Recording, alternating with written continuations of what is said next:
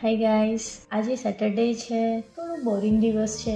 2 વાગી ગયા છે, ખ્યાલ નથી આવતું શું કરું. અને આજે હોલિડે છે, હસબન્ડ છે નહીં, જોબ પર ગયા છે. તો હું વિચારું છું કંઈક સારી નવી યાદો જે મારા મેમોરેબલ છે, જે મને કોઈ દિવસ ભૂલાતી નથી. એવરી ટાઈમ હું ફ્રી હોઉં છું તો એ મોસ્ટ વોચ છે મારા માટે. તો you want to C? Okay, let's begins.